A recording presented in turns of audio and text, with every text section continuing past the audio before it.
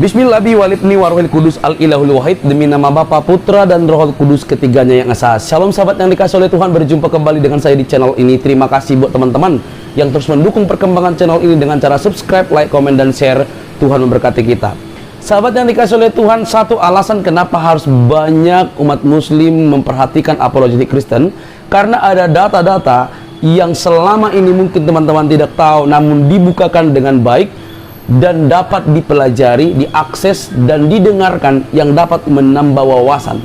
Dan saya pikir di zaman ini banyak orang dapat belajar dengan rapi dan mempercayai sesuatu dengan terbuka, dengan baik, oleh karena melihat data-data yang sudah dipaparkan. Kali ini teman-teman kita akan melihat satu video yang begitu menarik.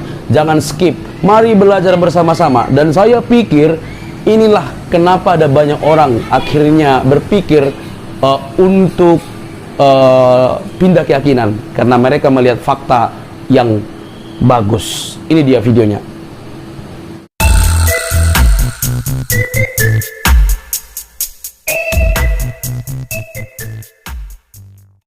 Kan sekte di Antioquia itu karena dia mengaku dia diutus sebagai rasul kepada orang-orang yang tidak bersunat. Maka jemaat pertama, orang-orang yang tidak bersunat, pemakan babi, adalah Kristen, dan itu tidak ada korelasinya dengan pengajaran Yesus. Jadi ketika Yesus mengatakan waspadalah kepada serigala-serigala yang nyamar seperti domba, yang dimaksud tidak lain adalah Paulus in the gang. Silakan Anda bantah. Oke. Ya, terima kasih Pak Juma ya. Sebenarnya saya juga mau menunjukkan bahwa seringkali Bapak Juma dalam rautan argumentasinya itu gagal sekali berpikir dengan apa yang saya sampaikan. Kemudian merujuk dari apakah orang-orang Kristen yang di jemaat yang didirikan Yesus itu bersunat? Iya, bersunat. Ketika saya bilang ya bersunat, langsung Bapak berpikir bahwa wah, argumentasi saya sudah patah karena itu. Enggak. Sebenarnya ini hanya ketidaktahuan Anda ya. Orang Yahudi yang percaya Yesus itu tetaplah harus disunat. Karena sedangkan orang Yahudi yang percaya Yesus tidak dibebankan hukum sunat. Kisah Para Rasul 21 ayat 25. Tetapi mengenai bangsa-bangsa lain yang telah menjadi percaya, sudah kami tuliskan keputusan-keputusan kami, yaitu mereka harus menjauhkan diri dari makanan yang dipersembahkan berhala, dari darah, dari daging binatang yang mati, dan dicekik dari percabulan. Ayat 20-nya kalau kita melihat sebelum sampai kepada konklusi ini, mendengar itu mereka memuliakan Allah. Lalu yang berkata kepada Paulus, saudara, lihatlah beribu-ribu orang Yahudi telah menjadi percaya, dan semuanya rajin memelihara hukum Taurat. Di ayat 22-nya, tetapi mendengar tentang engkau, bahwa engkau mengajar semua orang Yahudi yang tinggal di antara bangsa-bangsa lain untuk melepaskan hukum Musa. Bangsa lain untuk melepaskan hukum Musa. Bapak harus mengerti ya, bahwa ketentuan sunat itu diberikan kepada yang memang diteruskan dari Abraham, kemudian berakhir di orang-orang Yahudi dari kedua belas suku Israel ini sebagai bentuk perjanjian mereka. Kemudian selanjutnya dikatakan sebab engkau menyatakan supaya mereka jangan menyunatkan anak-anaknya dan jangan hidup menurut adat istiadat kita. Jadi kita harus mengerti teman-teman bahwa hukum sunat ini adalah hukum yang only berlaku bagi orang-orang Yahudi. Tapi karena Yesus menyatakan pergilah jadikanlah semua bangsa muridku, baptislah mereka di dalam nama Bapa, Putra dan Roh Kudus. Artinya hukum Yahudi ini tak berlaku lagi bagi dunia ini, itu berlaku bagi mereka aja.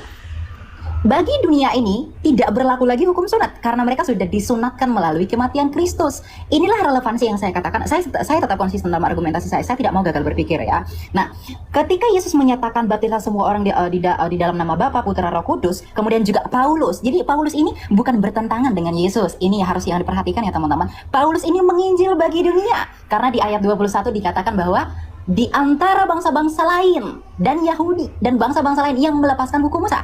Artinya bangsa-bangsa lain itu tidak terikat dengan hukum Musa. Inilah mengapa orang Yahudi itu sangat fanatik dengan orang-orang di bangsa lain. Artinya memang hukum Israel yang sangat ketat ini, yang tadinya perlakuan hukum Taurat ini tidak berlaku lagi bagi bangsa lain. Makanya orang Kristen yang non-Yahudi itu tidak perlu disunatkan. Itu argumentasi yang pertama. Argumentasi yang kedua, mengapa orang-orang Yahudi atau pada masa ketika Yesus mendirikan jemaatnya yang adalah Petrus sang batu karang itu, mereka adalah orang-orang bersunat.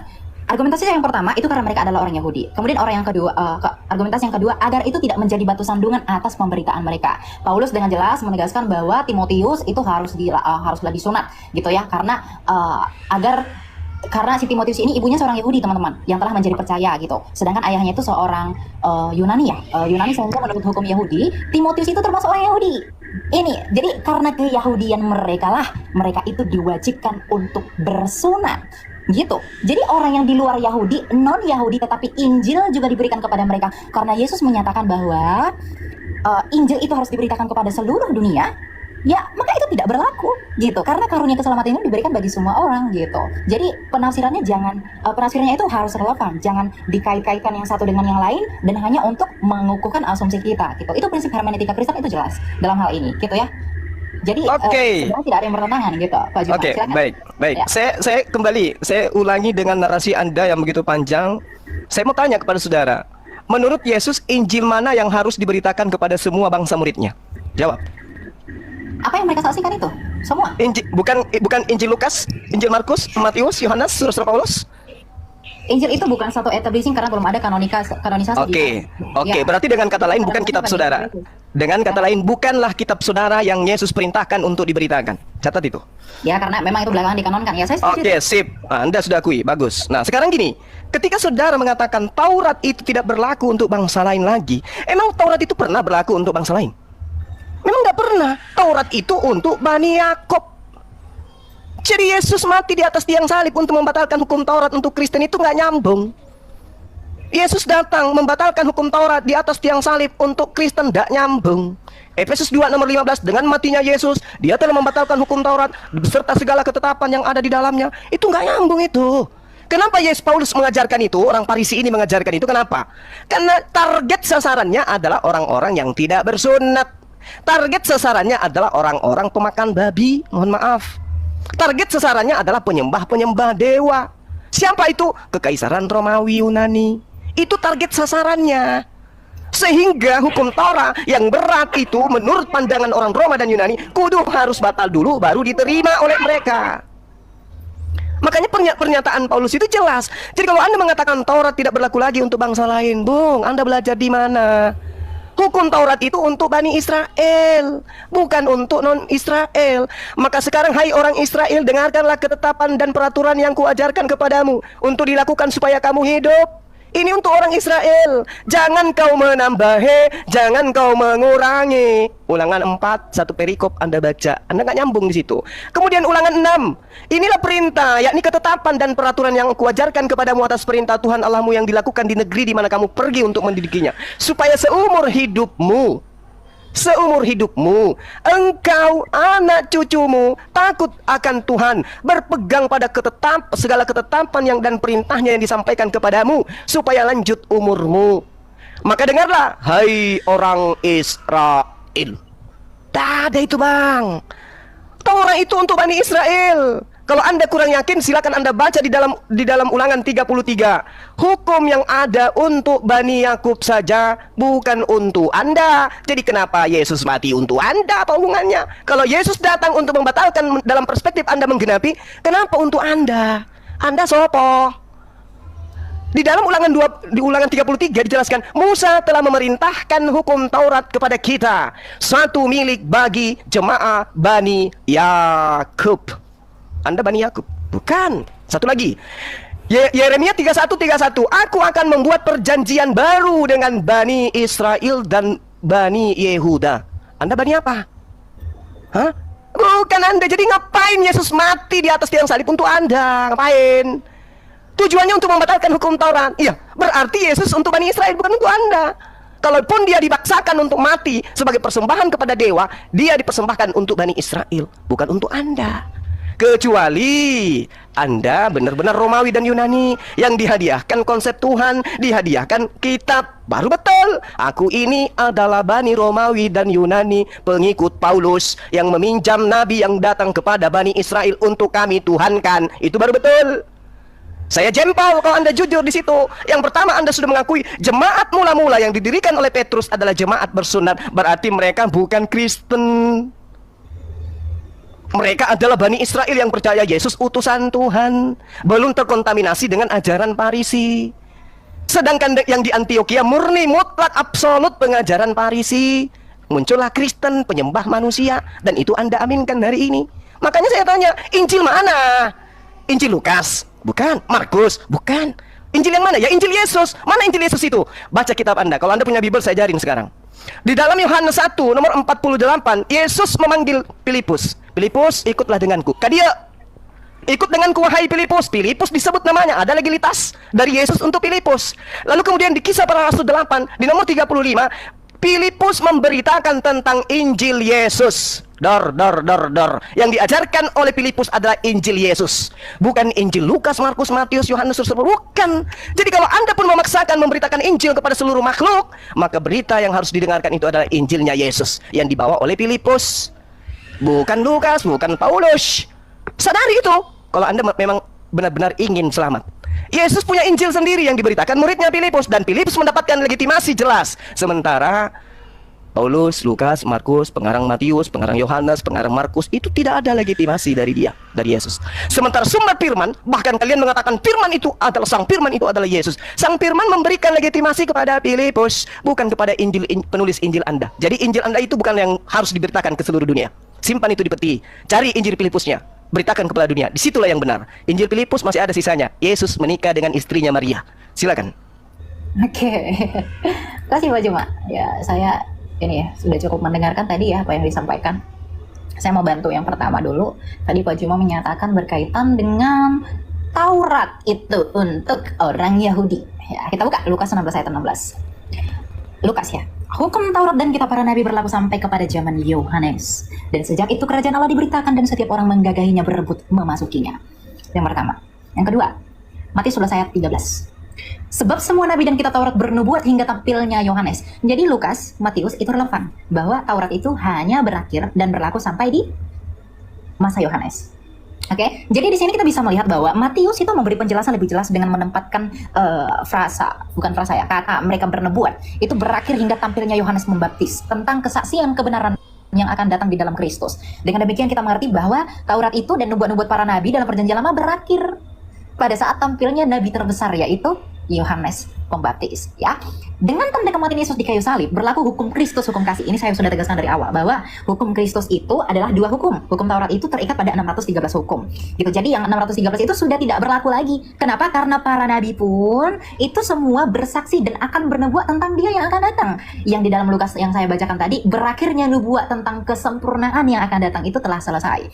Diakhiri di dalam masa kenabian Yohanes Pembaptis. Itu sudah selesai sampai di sana. Yang nantinya akan didatangi oleh Sang Firman itu yang menjadi manusia, di mana Sang Kristus itu sendiri Sang Firman itu yang menyatakan diri Bapa di dalam dirinya. Hal ini juga kita bisa melihat di dalam Efesus 2 ayat 15, bahwa dikatakan di sana bahwa sebab dengan matinya manusia, ia sebagai manusia maksud saya, ia telah membatalkan hukum Taurat ya dengan segala perintah dan ketentuannya untuk menciptakan keduanya menjadi satu manusia baru di dalam dirinya dan dengan itu mengadakan damai sejahtera. Jadi kalau banyak polemikus yang menuduh bahwa Paulus itu menyatakan bahwa hukum Taurat itu dibatalkan sedangkan Yesus itu menggenapi, artinya konklusinya bahwa Yesus itu dengan Paulus itu bertentangan. Tidak.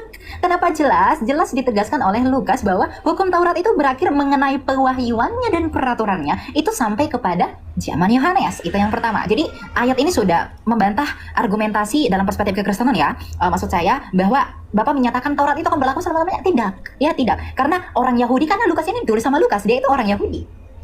Jadi kalau dia itu orang Yahudi, tidak mungkin dia punya perspektif bahwa kalau memang hukum Taurat itu berlaku sampai selama-lamanya tidak merujuk kepada nubuatan yang akan datang di dalam kesempurnaan Yesus Kristus. Ini mereka tidak akan menyaksikan ini. Kalau kita merujuk kepada hukum dwi ganda saksi, kesaksian ini benar adanya. Karena Lukas juga menyatakan demikian, Matius juga menyatakan demikian, kemudian juga dikonfirmasi di Efesus. Ini jelas urgensinya. Kemudian yang kedua, mengenai Injil gitu ya. Tadi Bapak menyatakan bahwa Injil itu di Filipus. Kenapa di Filipus itu tidak diakui sedangkan di Filipus itu Yesus itu katanya menikah bla bla bla dan lain-lain. Kenapa kalian tidak memberitakan Injil yang dari Filipus aja? Inilah keterbatasan literasi bahwa arti kitab Injil itu adalah kabar baik. Memang saya harus mengakui ya, saudara, saya tidak mau menafikan bahwa kata Injil itu merupakan Arabisasi untuk kata Yunani Evangelion. Gitu. Jadi artinya adalah kabar baik kalau kita buat ke seluruh Indonesia. Matius 4 ayat 23. Yesus pun keliling ke seluruh Galilea. Ia mengajar dalam rumah-rumah ibadat dan memberitakan Injil kerajaan Allah serta melenyapkan segala penyakit dan kelemahan di antara bangsa itu. Ingat ya, kita harus mengkonsentrasikan antara kondisi orang Yahudi pada saat itu dengan apa yang dilakukan Yesus. Perspektif dan juga sudut pandang orang Yahudi yang dalam hal ini adalah mereka Yahudi tentunya teman-teman, karena murid-murid Yesus itu ya orang-orang Yahudi ya. Makanya dikatakan di dalam Markus 1, maksud saya itu di mana ya? Lukas 4 ayat 43. Tetapi ia berkata kepada mereka, juga di kota-kota lain aku harus memberitakan Injil kerajaan Allah sebab untuk itulah aku diutus. Jadi kalau Bapak Juma tadi bilang Injil itu keselamatan itu hanya bagi orang Israel, itu salah besar. Literasinya kurang itu ya. Jadi ketika kitab Injil Matius itu menuliskan Yesus memberitakan Injil, artinya Yesus itu memberitakan kabar baik. Sedangkan Injil-Injil yang diberitakan oleh para rasul, ini penerusan ya. Injil-Injil yang diberitakan oleh para rasul adalah kabar baik yang sama tentang apa yang diberitakan Yesus. Meskipun memang Yesus itu selalu menekankan kepada perspektif dan budaya pada saat itu mengenai pernyataan dirinya sendiri secara implisit. Tetapi di perjanjian baru, artinya para murid yang bersaksi tentang pemberitaan Kristus itu memberikan penjelasan yang lebih clearest artinya. Jadi lebih jelas tentang siapa Kristus itu sebenarnya. Jadi Injil kerajaan Allah itu yang diberitakan Yesus Kristus itu adalah sentralitasnya berada di dalam Yesus Kristus, tetapi para rasul dan para murid menegaskan itu lagi. Hubungannya dengan apa? Dengan amanat agung Yesus Kristus bahwa Injil itu harus diberitakan ke seluruh dunia. Jadi Injil itu tidak terbatas pada apa yang ditulis murid tertentu saja, Bapak Juma. Tapi itu merujuk kepada kabar baik. Kabar baik itu dalam hal ini telah disampaikan Yesus bahwa kamu harus membaptis orang di dalam nama Bapa, Putra, dan Roh Kudus. Ini relevansinya dengan apa? Dengan keselamatan yang Yesus tawarkan itu, dengan mengalahkan maut, dengan kematian dan kebangkitannya di kayu salib. Jadi kabar baik di sana adalah karena ketika Yesus itu menyatakan bahwa hidup di zaman pada saat itu dia belum mati. Jadi Injil kerajaan Allah itu yang merujuk kepada dirinya sendiri. Sedangkan ketika Yesus memberi mandat dan amanat agung baptislah mereka di dalam nama Bapa, Putra, dan Roh Kudus, dia sudah mati tapi bangkit kembali. Artinya Yesus secara implisit menyatakan kepada murid-murid, sampaikan ke dunia bahwa aku telah mati, aku telah bangkit, dan aku naik ke surga dan baptis mereka di dalam nama Allah Tritunggal agar mereka dapat diselamatkan. Inilah yang disebut dengan kabar baik itu. Tidak bertentangan dengan apa yang Yesus ajarkan. Saya juga bingung dengan rautan argumentasi apa Anda mengkait-kaitkannya dengan Filipus, kemudian juga menuduh bahwa Yesus itu pernah menikah. Yesus itu pernah menikah tidak pernah divalidasi fakta sejarah. Tutup Alkitab, kita buka fakta sejarah. Tulisan Marabin Serapion, kemudian tulisan Tacitus, kemudian juga siapa namanya satu lagi saya lupa. Yang dari Roma itu, mereka tidak pernah menyaksikan Yesus Kristus itu menikah. Bahkan Flavius Josephus itu membuktikan dan juga menuliskan dalam sejarahnya bahwa Yesus itu diakui dan dianggap orang Yahudi itu bangkit pada masa itu, dan tidak pernah menuliskan historikal tentang pernikahannya dia. Jadi Injil itu merujuk kepada kabar baik, terlepas dari bagaimana memang perspektiva dari budaya pada bangsa itu. Gitu Pak Juma ya. Terima kasih. Oke, baik ya. Jadi Paulus sendiri mengakui di dalam Galatia 1 nomor 6, aku heran bahwa kamu begitu lekas berbalik daripada dia yang oleh kasih karunia Kristus memanggil kamu dan mengikuti satu Injil yang lain. Ya. Jadi saudara harus memahami bahwa dari zaman Paulus aja, Injil-Injil itu sudah bertebaran. Banyak Injil yang kemudian ada pada masa itu. Sehingga ketika saudara mengatakan bahwasanya Injil yang Anda maksud adalah yang diberitakan kabar gembira, Paulus yang menorehkan catatannya sendiri mengatakan bahwa banyak Injil lain. Ya, banyak Injil lain yang ada pada masa itu. Bukan hanya kitab saudara yang sekarang ini mencari jalan untuk membatalkan hukum-hukum yang datang kepada Bani Israel. Saudara dengan entengnya mengatakan bahwasanya hukum Taurat itu hanya berlaku pada masa Yohanes sampai masa Yohanes. Itu maunya Anda. Ilmu Anda itu Anda dapatkan dari mana? Dari Lukas. Lukas iki sopo? Anda mengatakan Lukas ini orang Yahudi. Data Anda dari mana? Lukas aja dari namanya itu adalah nama orang Roma. Oke? Dan tidak ada catatan yang mengatakan bahwa Lukas itu orang Yahudi. Tidak. Lukas itu jelas oleh tradisi Kristen sendiri menduga dia berasal dari Antioquia, Syria, dan dia berdarah Yunani. Lalu ketika saudara mengatakan dia orang Yahudi, ilmu dari mana Anda dapatkan itu? Ya, ilmu dari mana? Lukas itu tidak dikenal oleh Yesus. Ya. Nah, lalu kemudian ketika Anda mengatakan hanya sampai kepada Yohanes, berarti Anda menyelisih pernyataan Yesus. Di dalam kitab saudara sendiri menerangkan, Yesus berkata bahwa hukum Taurat itu lebih mudah langit dan bumi lenyap daripada setitik dari hukum Taurat itu batal. Mana yang benar ini? Pengakuan Yesus atau pengakuan Lukas? Yang mana yang benar?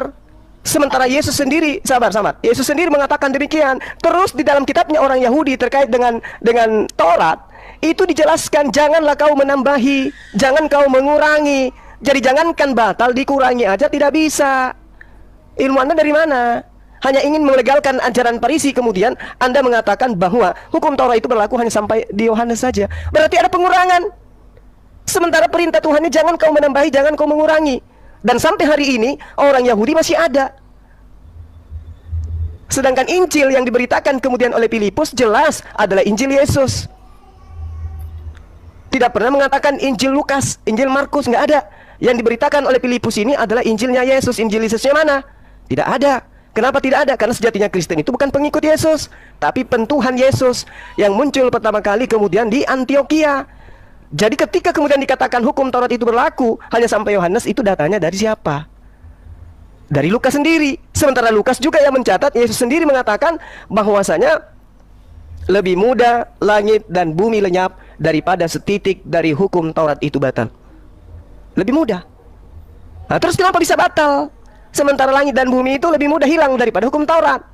Apa logikanya yang bisa dipakai selain daripada doktrin dan dogma? Oh, nggak berlaku lagi. Apa alasannya? Sementara Yesus mengatakan lebih mudah langit dan bumi lenyap daripada setitik dari hukum Taurat. Nah, sekarang saya ingin bertanya kepada saudara, Injil Filipus, Injil yang diberitakan Filipus yang adalah Injil Yesus itu apa itu? Apakah kitab saudara atau bukan? Silakan. Oke, saya jawab dari awal dulu ya sebelum sampai ke Filipus agar sistematis ya. Tunggu dulu, Bu Michael. Ya, Kenapa? izin ya, Brunda. Host, mana ada lagi Oten yang mau naik? Silakan. Ada Oh, iya, satu. silakan. Ya, mana tahu ada saudara-saudari kita yang dari Kristen, silakan naik ya. Itu sama. Bang Host, Ya. Bang Host, atau Bang Angel. Ya, silakan, Bu Michael. Oke, Siap. saya mau jawab beberapa argumentasi yang disampaikan tadi ya. Saya tidak menyatakan kalau si Lukas itu orang Yahudi ya, enggak. Mungkin kesalahan bahasa, enggak, saya juga tidak mengakui dia orang Yahudi. Tapi kalau masalah Bapak Juma tadi merujuk dari apa yang saya sampaikan bahwa Injil itu, maksud saya hukum Taurat itu selesainya di zaman Yohanes, itu karena tulisan Lukas. Bapak juga jangan melupakan bahwa Matius juga mencatat itu. Ya, Matius 11 ayat 13 juga menyatakan sebab semua nabi dan kitab Taurat bernubuat hingga tampilnya Yohanes. Dalam bahasa Inggris disebut dengan for all the prophets and the law prophesied until John. Jadi sampai di situ ya. Jadi Matius ini orang Yahudi. Jadi kalau Bapak tadi menggunakan argumentasi itu tidak dari orang Yahudi, salah. Matius itu anak Alfeus, itu orang Yahudi dari Galilea. Meskipun dia memang pemungut cukai dari kota Kapernaum ya, karena dia diunjuk jadi penarik pajak kerajaan Romawi. Gitu.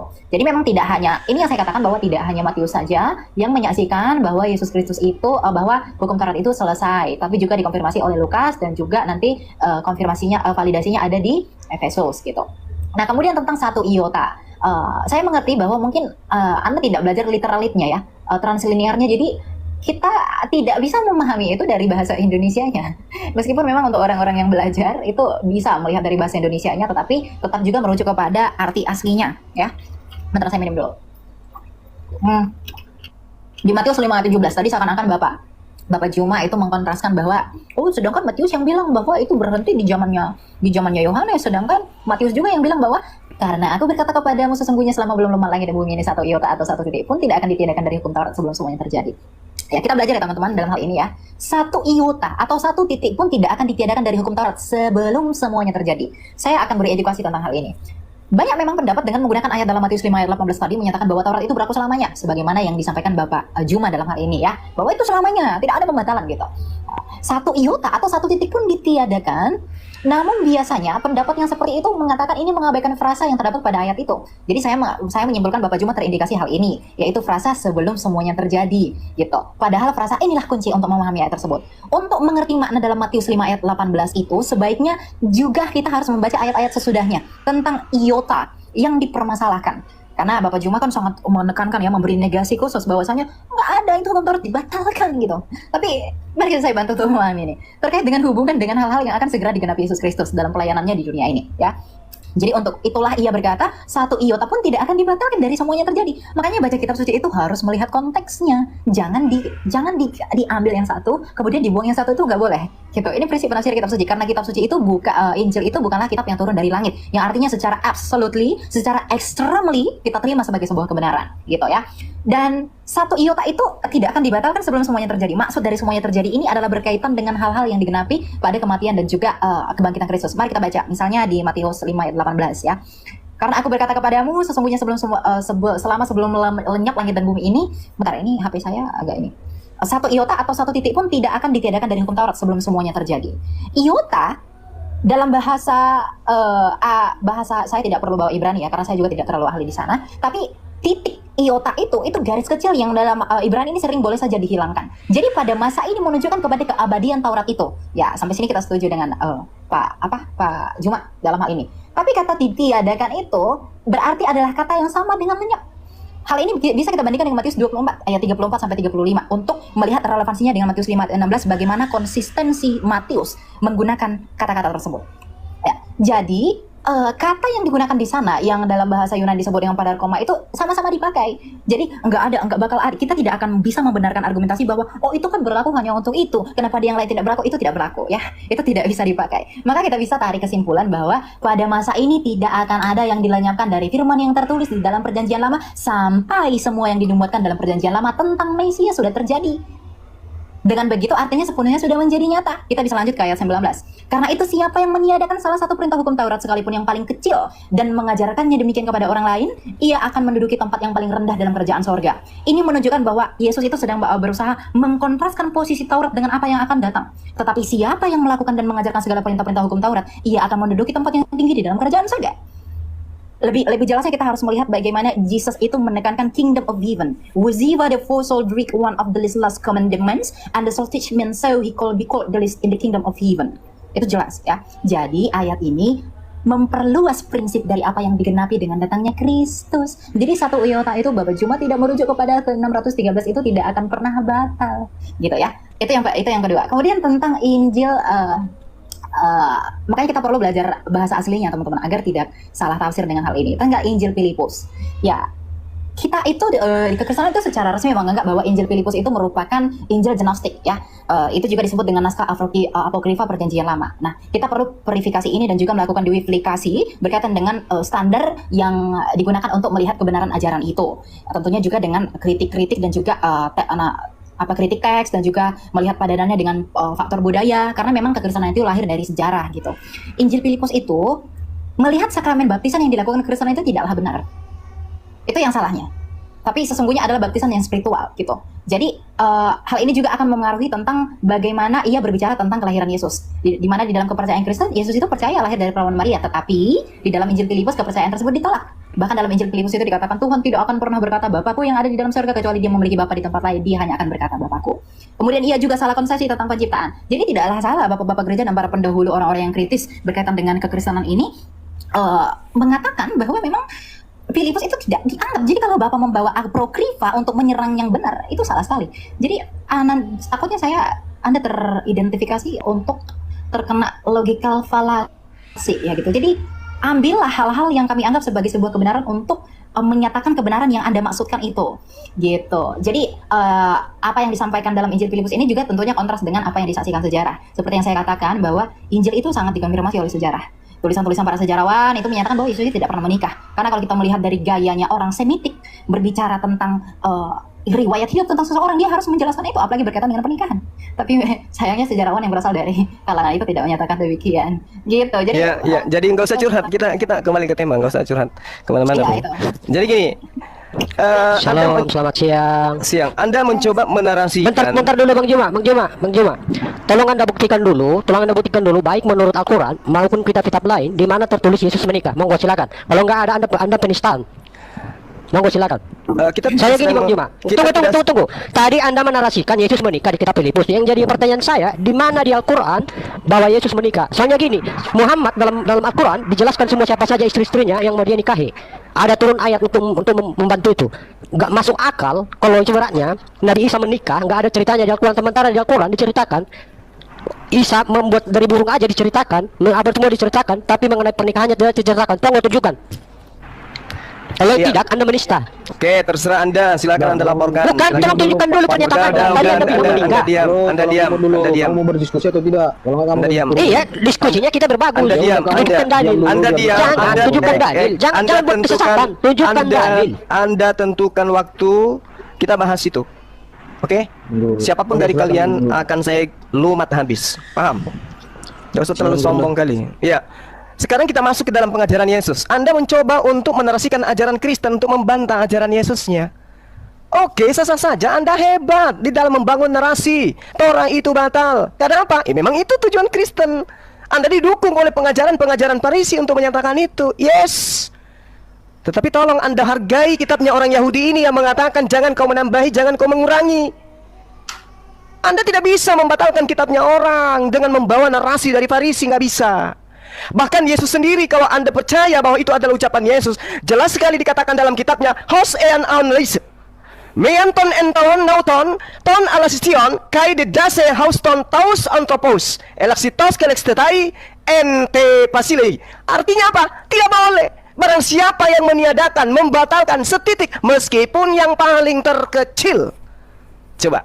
Lantas Anda kemudian mengatakan, oh sebelum disalib, saya katakan mohon maaf, saya harus mengatakan maaf, 1000 maaf. Anda tidak belajar dengan logika sehat Anda, hanya iman.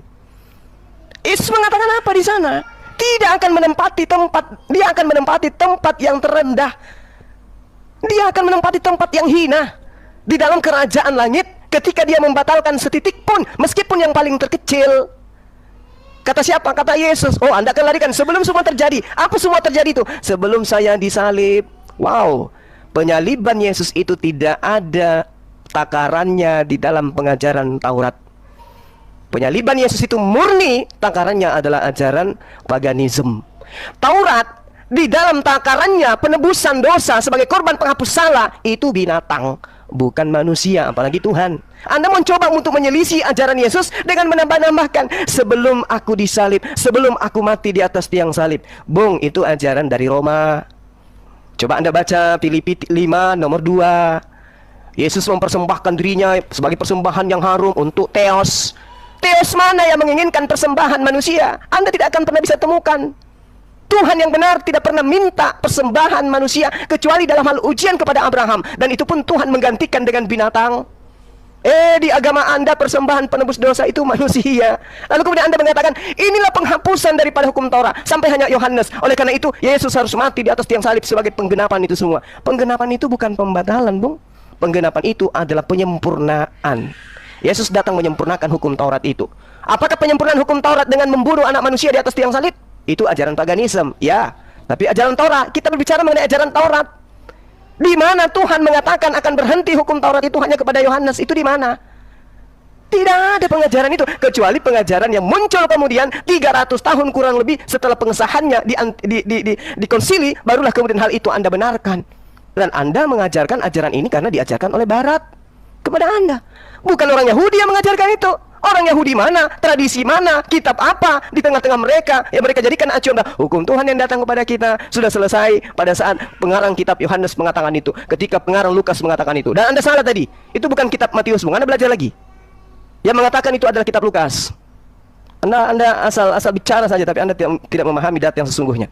Jadi saya katakan sekali lagi kepada saudara, Yesus sendiri mengatakan siapa yang meniadakan hukum Taurat meskipun yang paling terkecil, dia akan menempati tempat terhina di langit. Apa itu?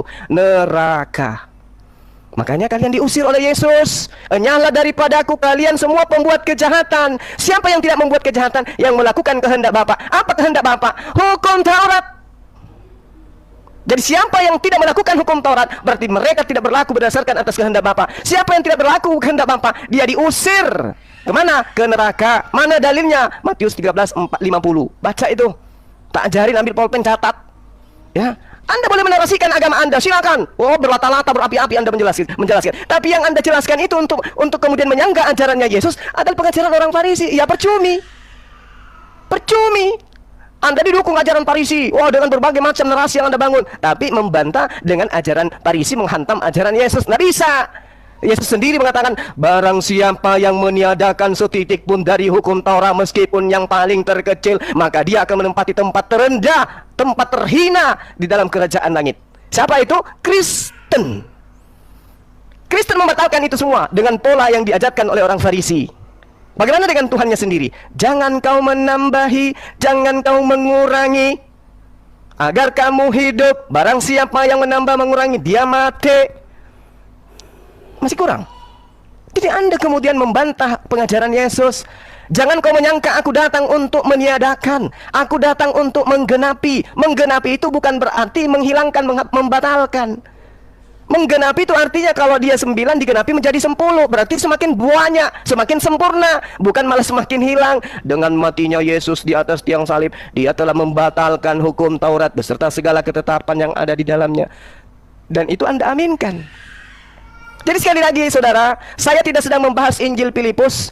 Saya sedang membahas Injilnya Yesus yang Filipus beritakan kepada orang-orang yang ada pada masa itu. Baca di dalam kitab saudara. Itu kisah, itu sejarah.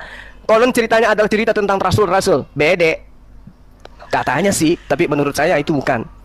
Jadi ketika Anda mengatakan bahwasanya Yesus membatalkan hukum Taurat, itu tidak ada datanya. Yang ada datanya, orang Farisi mengajarkan dengan matinya Yesus di atas tiang salib, maka hukum Taurat itu batal. Yesus sendiri mengajarkan apa? Tidak setitik pun dihilangkan, lebih mudah langit dan bumi lenyap daripada setitik dari hukum Taurat itu batal. Berarti nggak boleh batal. Barang siapa yang meniadakan meskipun yang paling terkecil, maka dia akan menempati tempat terhina. Nah, silakan Anda terima keadaan itu, ya. Coba Anda renungkan, silakan. Oke. Eh, saya mau ajak ini ya, mengetahui beberapa hal. Tadi Bapak Juma yang tersayang ya, tadi bawa Matius 5 ayat 19. Berkaitan dengan, karena itu siapa yang meniadakan salah satu perintah hukum Taurat, sekalipun yang paling kecil, dan mengajarkannya demikian kepada orang lain. Coba kita pelajari kata use, yang merupakan verba yang ditulis dalam bentuk aorist active subjunctive, dan kita korelasikan dengan bagaimana penafsiran kasuistik orang Yahudi. Ya, use itu berarti meniadakan. Meniadakan itu relevan dengan memperlunak, kemudian juga memperlemah, dan lain-lain gitu, yang dilakukan oleh orang-orang Farisi. Dan kita mengikuti perspektif mereka. Bagaimana penafsiran mereka yang saya katakan tadi itu sifatnya itu kasuistik. Mereka membuat hukum Taurat itu dapat gampang dilaksanakan karena memperlemah dan memperlunak kuasa moral hukum Taurat itu. Maka mereka disebut dengan menduduki tempat paling rendah, menduduki tempat yang paling tinggi. Artinya secara harfiah itu disebut tak berarti. Itu penafsiran kasuistik. Ya, sebaliknya, Yesus itu menyatakan bahwa yang melakukan dan mengajarkan segala perintah-perintah hukum Taurat, ia akan menduduki tempat tinggal, ya tempat yang tinggi ya, tempat yang tinggi di dalam kerajaan surga. Segala berita yang merujuk kepada apa yang dinyatakan Yesus itu merujuk kepada hukum Taurat di Perjanjian Lama, dan hal-hal yang segera menyusul, yakni rumusan Kristus yang lebih dalam tentang hukum Taurat yang menunjukkan kepada penggenapan sesungguhnya. Kita bisa bandingkan ini misalnya dalam Matius 5 ayat 38, Matius 22, kalau nggak salah ayat, pokoknya di antara ayat 34 sampai ayat 34, dan Yesus Kristus itu merujuk kepada dirinya yang akan segera mengajarkan kegenapan Taurat dan revitalisasi yang ia rumuskan itu menjadi hukum kasih. Hal ini kita bisa lihat di dalam ayat 20 misalnya di Matius 5. Saya tidak keluar dari konteksnya meskipun tadi Pak Juma membawa narasi lain, tapi nanti saya akan jawab itu ya. Di Matius 5:20 itu dikatakan bahwa maka aku akan berkata kepadamu, jika hidup keagamaanmu tidak lebih benar daripada hidup keagamaan ahli-ahli Taurat dan orang Farisi, sesungguhnya kamu tidak akan masuk ke dalam kerajaan surga. Kita bisa melihat ini padanan yang saya katakan tadi, bahwa kebenaran yang ada di sana itu lebih tepat daripada hidup keagamaan. Jadi kebenaran itu lebih tepat daripada hidup keagamaan. Ini urgensi kekristenan, ya. Jadi lebih benar bukan berarti lebih besar. Ahli-ahli Taurat yang adalah orang yang menganggap dirinya sebagai pengajar hukum Taurat, kemudian mereka adalah Farisi yang kemudian orang-orang yang mengaku mengajarkan hukum Taurat mengerjakan, maksud saya, masuk dalam kerajaan surga itu tidak tergantung pada hubungan Allah, dan ini harus diperlihatkan dalam kehidupan dan ajaran yang bersifat mendalam itu. Ini yang Yesus revitalisasi. Jadi saya tadi sudah menerangkan dari bagaimana transit interlineasinya berkaitan dengan satu iota itu merujuk pada apa. Kemudian tadi Bapak Juma menyatakan kalau satu iota tidak ada, selalu penekanannya di sana, dan di sana. Tapi tidak melihat konteks dekatnya. Saya pikir ini kesalahan berpikir yang sangat fatal. Ya, kemudian yang kedua, tadi juga mana ya? Bapak Juma tadi menyatakan, saya catat tadi berkaitan dengan sebentar. Berkaitan dengan nyahlah gitu, bahwa mereka yang sesat itu nyahlah mereka yang menyebut aku Tuhan, melainkan dia melakukan kehendak Bapakku di surga. Tadi Bapak Juma itu menyatakan bahwa kehendak Bapakku di surga merujuk kepada Taurat, ya, merujuk kepada Taurat. Di sini juga saya kita harus lihat Matius 7 ayat 22 itu ayat 22 itu merujuk kepada latar belakang yang ada di sana. Jadi kita nggak boleh comot-comot Bapak Juma. Bapak Juma itu tidak boleh mempersamakan persepsi bagaimana kitab yang ada di dalam kepercayaan saudara itu sama dengan perspektifnya kami. Tidak tentunya ya. Karena kita harus lihat latar belakangnya. Karena setiap ayat itu punya maksud dan tujuan sesuai kontennya dan konteksnya. Maka sebaiknya ayat ini tidak dicuplik 2 ayat saja sebagaimana yang Bapak Juma lakukan. Tetapi kita mundur sedikit ke belakang. Kita mulai dari ayat 15 sampai ke 23. Saya tidak akan baca karena itu terlalu lama, tapi jelas pada konteks Matius 7 ayat 15 sampai 23 itu tentang pengajaran sesat. Jelas sekali konteks Tuhan Yesus itu memberikan peringatan kepada murid-muridnya bahwa nanti akan ada orang-orang yang melakukan abusement tentang pengajaran Tuhan yang sebenarnya. Mereka ini bertindak seolah-olah sebagai nabi atau pengajar. Ya, itu memang sudah dibuktikan saja ada banyak ajaran sesat yang menentang keilahian Yesus, kemudian juga rumusan Tritunggal. Meskipun dalam perspektif kekristenan hal ini merupakan hal yang dimaksud kepada apa yang dirujuk oleh Yesus Kristus. Gitu. Hal ini pula dinegasikan oleh Yesus Kristus di dalam Matius 24. Jadi, seperti yang kita temukan bagaimana kepalsuan itu banyak tentang nabi-nabi palsu yang bersaksi dan lain-lain, itu merujuk kepada hal pengajaran sesat yang disampaikan Yesus. Jadi kehendak Bapa di surga itu tidak merujuk kepada kamu harus melakukan hukum Taurat. Karena kalau dengan demikian, maka kontradiksilah isi yang disampaikan Matius ini dengan Matius juga yang menyatakan bahwa semuanya sudah berakhir ketika zaman Yohanes. Karena di dalam Matius 11 ayat 13, Matius buka sendiri, Matius 11 ayat 13, Matius berbicara sebab semua nabi dan kitab Taurat bernubuat hingga tampilnya Yohanes. Jadi tidak mungkin Yohanes memperkarakan dan menyatakan dua hal yang berbeda dan kontradiksi kalau memang Anda menafsirkannya demikian. Jadi sebenarnya itu adalah penafsirannya itu yang harus holistik. Jadi tidak ambil satu kemudian buang yang lain. Gitu. Jadi apa yang dimaksudkan Pak Juma dalam hal ini dalam rangka menuduh kekristenan, ketika kekristenan itu datangnya dari Paulus, tidak sesuai dengan ajaran Yesus, kemudian juga tidak sesuai dengan apa yang disampaikan Matius, ayat Alkitab itu kontradiksi. Kekontradiksian itu saya pikir lahir dari ketidakmengertian kita tentang konteks dan budaya orang Yahudi pada saat itu. Dan kemudian juga berkaitan dengan kata yang Bapak Juma sampaikan tadi tentang yang siapa yang melakukannya itu mendapat tempat paling hina. Kita harus memahami bahasa mereka karena bahasa mereka itu bukan bahasanya orang Indonesia yang dengan mudah bisa dapat dimengerti karena sangat kompleks. Bahasa Semitik itu sangat kompleks gitu. Jadi demikian Pak Juma. Oke, saudara harus memahami lebih jauh. Kitab Anda itu bukan bahasa Semitik, itu bahasa Yunani, bahasa Greek. Ya, jadi Anda jangan mengatakan bahasa yang ada dalam kitab saudara itu harus dipahami berdasarkan dengan rasa bahasa Semitik. No, itu bukan bahasa Semitik, bahasa Yunani, bahasa Yunani. Nah, kemudian ketika Anda membawa Matius, Anda mengatakan kontradiksi dong. Ya, wajar kontradiksi. Toh penulis Matius itu bukan si Lewi murid Yesus, bukan. Apa pembuktiannya? Baca Matius 9 nomor 9. Setelah Yesus pergi dari situ, Yesus melihat seorang yang bernama Matius duduk di rumah cukai. Lalu ia berkata kepadanya, ikutlah aku. Maka berdirilah Matius lalu mengikuti dia. Bukti bahwa pengarang kitab Matius bukan Matius murid Yesus. Itu satu. Jadi kalau mendapatkan kontradiksi ya wajar, namanya juga bukan firman Tuhan. Lalu kemudian Anda mencoba menarasikan Matius 7, Bung. Matius 7 nabi palsu itu bisa dilihat dari buahnya. Baca satu perikop. Kalau Anda mengutip katanya, Anda yang harus membaca satu perikop. Dari buahnya itu jelas. Apa buah dari pengajaran nabi palsu? Memanggil Yesus Tuhan, bermujizat dengan menggunakan nama Yesus, mengusir setan dengan menggunakan nama Yesus, bernubuat dengan menggunakan nama Yesus. Itulah buah pengajaran nabi palsu. Agama mana itu? Agama Anda. Dari mana Anda mendapatkan agama Anda? Dari orang Farisi. Kepada siapa Yesus minta agar waspadai? Orang Farisi. Paulus orang mana? Orang Farisi. Tokoh dari mana? Dari Kristen. Di mana dituliskan? Kisah Para Rasul 23 nomor 6. Masih kurang datanya? Oke, saya tambahkan kalau gitu. Di dalam kitab saudara jelas sekali ketika saudara mengambil Matius 5 nomor 20. Maka aku berkata kepadamu, jika hidup keberagamaanmu tidak lebih benar, apakah Kristen dengan mempersembahkan manusia sebagai korban penebus salah, penebus dosa itu benar daripada dibandingkan bagi ajaran Yahudi? Tidak. Apakah dengan orang Kristen menghilangkan hukum Taurat, maka orang Kristen dihitung lebih benar? Tidak. Apa pembuktiannya? Paulus sendiri menuliskan di dalam Galatia 2 nomor 14, orang yang tidak bersunat adalah orang yang hidup secara kafir. Apakah orang yang hidup secara kafir lebih benar daripada ahli Taurat? Bullshit. Oke? Jadi bukan Kristen yang dimaksud hidup lebih benar daripada hukum Taurat itu, daripada hidup dengan keagamaan ahli Taurat, bukan. Tidak boleh kemudian Anda mengatakan bahwasanya Matius 5 nomor 20 cerminan pembatalan hukum Taurat dan yang benar adalah Kristen. Bullshit. Justru Matius 5:20 ini tidak boleh mengikuti Kristen. Saya bacakan ayatnya supaya Anda paham. Maka aku berkata kepadamu, aku Yesus, jika hidup keagamaanmu tidak lebih benar daripada orang Farisi yang hidup dalam ahli Taurat, dan tidak lebih benar dari orang-orang Farisi, sesungguhnya kamu tidak akan masuk ke dalam kerajaan surga. Berarti ada kehidupan yang harus lebih benar daripada orang Kristen. Oke? Paulus ini orang Farisi, pendiri agama Kristen, harus hidup beragama yang lebih baik dari agama yang diajarkan Farisi, yaitu Paulus, yaitu Kristen. Harus. Itu yang Anda harus paham. Jadi tidak ada pembatalan hukum Taurat di dalam pengajaran orang Israel, termasuk Yesus. Nggak ada. Jika hidup keberagamaanmu tidak lebih baik dari orang Farisi, artinya dari agama yang didirikan oleh orang Farisi, maka kamu tidak akan masuk ke dalam surga. Nah, ini data di dalam kitab saudara yang dicatat oleh orang yang menuliskan tentang Yesus bertemu dengan Matius, tapi dia bukan Matius. Tolong dipahami itu dengan baik. Kemudian ketika saudara mengatakan bahwa hukum Taurat itu berlaku hanya kepada Bani Israel, apakah hanya sampai kepada Yohanes saja? Terus apa hubungannya dengan Kristen? Yesus datang untuk Bani Israel. Yesus berpesan kepada ke-12 muridnya agar jangan ke bangsa lain. Yesus meminta hanya ke bangsa muridnya. Semua bangsa yang dimaksud adalah bangsa muridnya.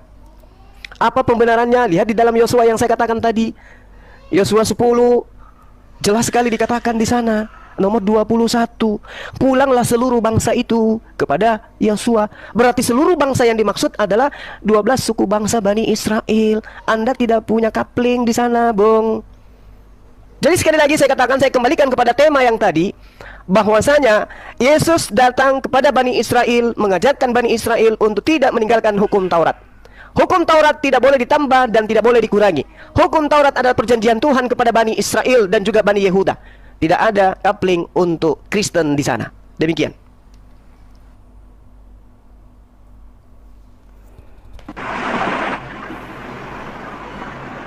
Oke, Mbak Mikael, silakan ditanggapi.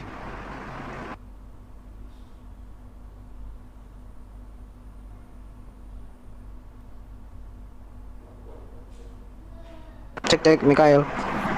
Michael. Oke, silakan. Oh, ini ada nggak? Sorry. Iya, ada. Silakan ditanggapi, Mbak. Saya boleh ikutan bicara nggak, Bro? Oh, Pak Malik ya. Ya, Oke, dari mana, Pak? saya Kristen. Ya, oke. Boleh, silakan. Boleh ditambah, Pak. Silakan. Oke.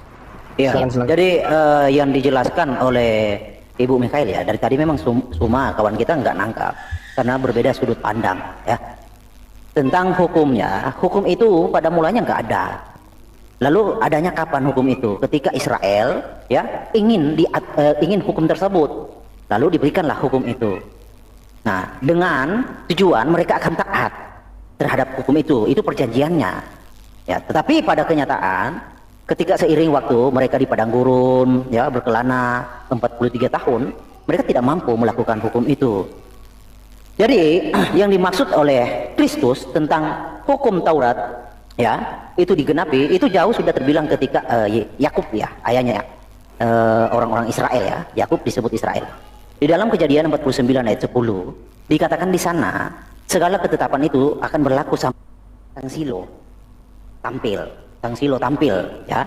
Jadi kenapa berlaku sang Silo tampil dan kenapa Yesus itu menggenapi hukum itu? Jadi yang dimaksud dengan menggenapi hukum itu Kristus ya Tuhan sendiri itu mewakili manusia melakukan hukum tersebut supaya olehnya manusia yang tidak mampu melakukan hukum tersebut bisa terselamatkan. Jadi manusia itu hanya bisa selamat karena mengikuti Kristus, bukan karena mengikuti hukum itu. Karena tidak ada manusia yang bisa melakukan hukum tersebut. Itu yang dimaksud, yang dijelaskan oleh Ibu dari tadi. Ya, begitu kira-kira. Silakan ya, Ibu Mikael. Sebelum saya tanggapi dulu mungkin. Boleh Pak. Boleh Pak, silakan. Iya, Silakan, Pak. oke. Gubernur. Jadi saudara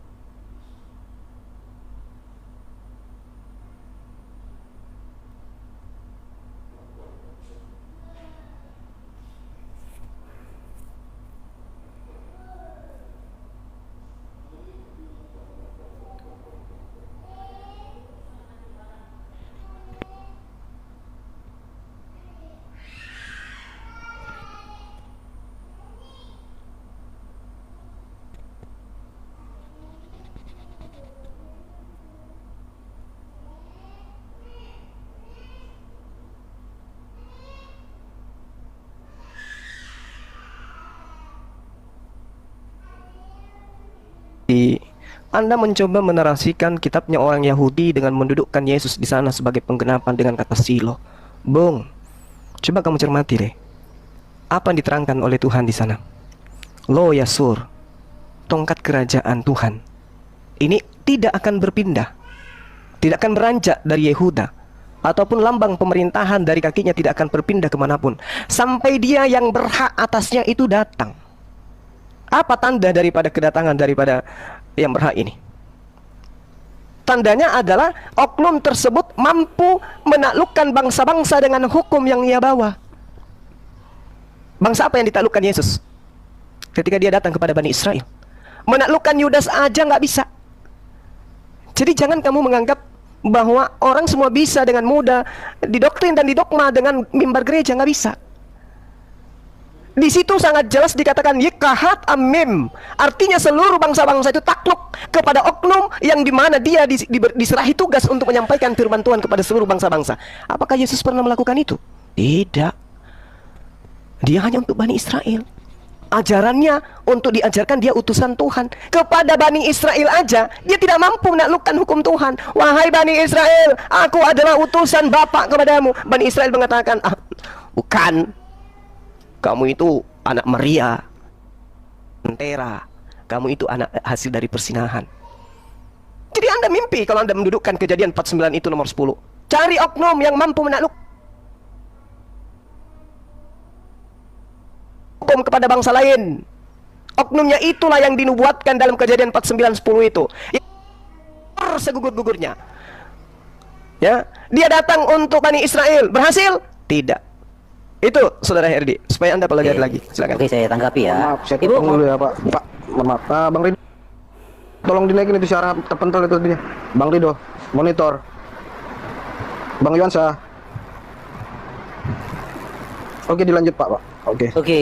Jadi mungkin cuma lupa baca ayat 11-nya ya. Tongkat kerajaan tidak akan beranjak dari Yehuda ataupun lambang pemerintahan dari antara kakinya sampai dia sang Silo datang yang berhak atasnya, ya, yang berhak atasnya. Maka kepadanya akan takluk bangsa-bangsa. Ini sinkron dengan Yesaya 42 bahwa ia akan memaklumkan, memeteraikan hukum bagi bangsa-bangsa. Begitu yang terjadi kepada Yesus yang menggenapi, ya. Kalau Anda mau bertanya, Yesus menguasai dunia? Iya, dia menguasai, ya. Yesus menguasai bukan hanya bangsa-bangsa, ya. Maut pun dikuasai, kawan. Jadi dia dalam konotasi menguasai dunia, semua manusia yang mau bertobat percaya kepadanya selamat. Itu bukti bahwa dia mampu memberikan keselamatan kepada semua orang. Itu bukti. Kalau Biu berbicara tentang penguasaan seperti raja, di dalam pemahaman Yahudi itu ada dua sudut pandang. Mesias bin Yosef dan Mesias bin Daud. Seperti yang terjadi urutannya, Yosef hadir duluan baru Daud, ya kan? Yosef hadir dulu, ya. Yusuf hadir dulu baru Daud hadir. Nah, demikian juga rencana Tuhan terjadi atas manusia. Jadi dia datang dalam tipologi Ben Yosef.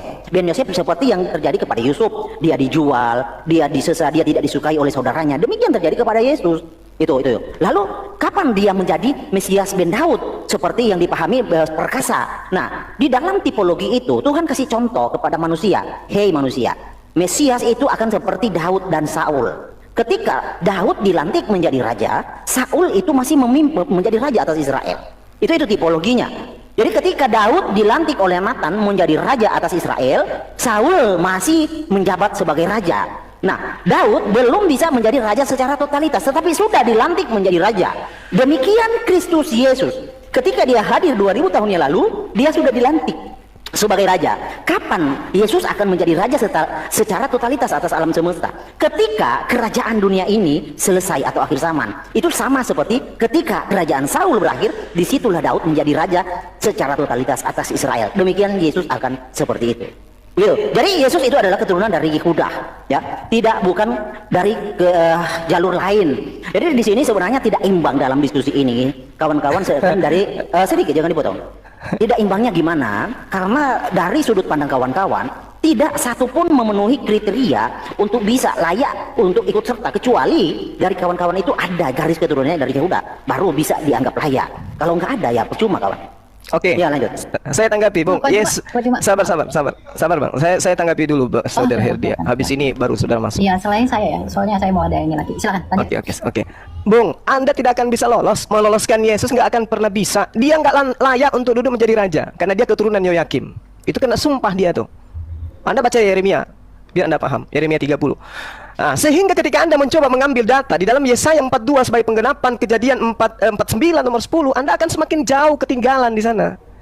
Kenapa? Tuhan harus disenangkan. Resata nafsi jiwaku sebagai Tuhan harus disenangkan.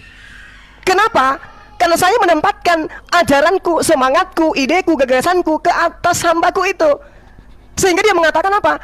Natatiruhi Allah mesfat, tentang keadilan. Coba, aku akan menyimpan rohku, hukum-hukumku, keinginanku, ideku, gagasanku di atasnya, agar ide dan gagasanku itu yang berupa hukum-hukum dia tegakkan kepada seluruh bangsa-bangsa di atas muka bumi ini. Yesus lakukan. Anda mengatakan, yes, itu bullshit. Yesus tidak bisa menundukkan Bani Israel. Bahkan dia menurut saudara dibunuh di atas tiang salib. Nanti diserongkan lagi. Oh, itu untuk persembahan yang harum kepada Theos. Apa nyambungnya? Yang datang ini, yang ada padanya semangat Allah, ruhi, yang datang dariku, kata Tuhan, dia akan menaklukkan hukum-hukumku kepada seluruh bangsa. Yesus menaklukkan hukum apa rupanya? Dia mati.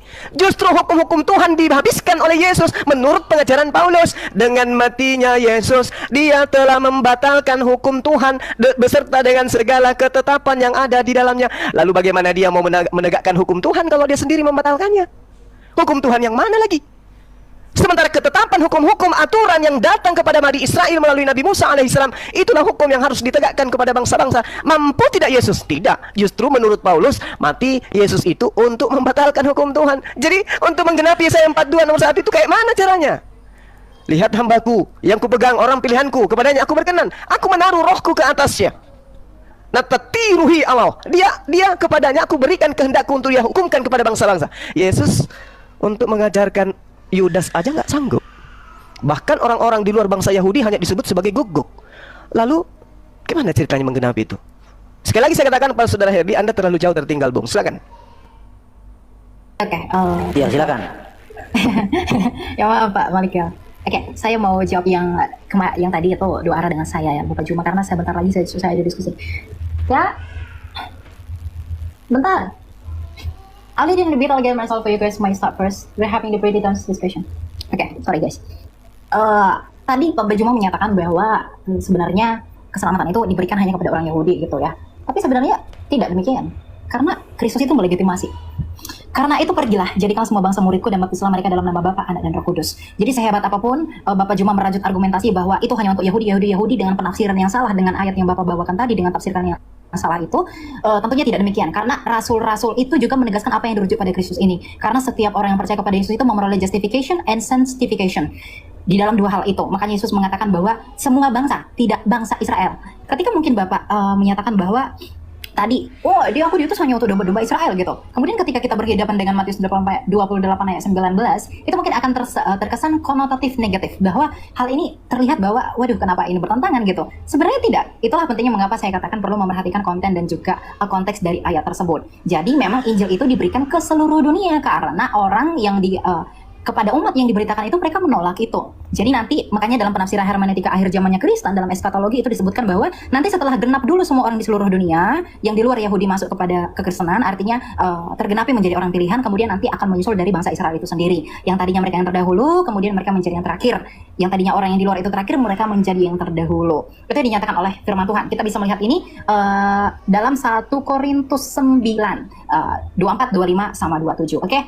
Kemudian berikutnya aku ingin menegaskan kembali tentang Taurat tadi ya, karena Bapak Juma sangat menekankan lagi-lagi dan berkali-kali berkaitan dengan satu tidak akan dihilangkan gitu.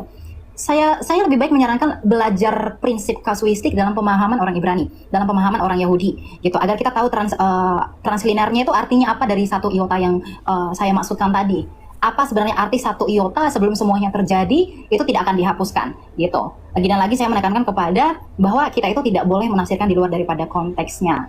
Oke, kemudian yang berikutnya ini yang terakhir ya. Bentar, saya tadi Pak Juma juga sempat menyinggung berkaitan dengan inilah yang membuktikan bahwa itu Injil yang dibawakan oleh Paulus dan Yesus itu berbeda gitu. Saya sebenarnya sudah memberi argumentasi yang sangat mendalam berkaitan dengan apa sebenarnya yang dimaksud dengan Injil itu ya.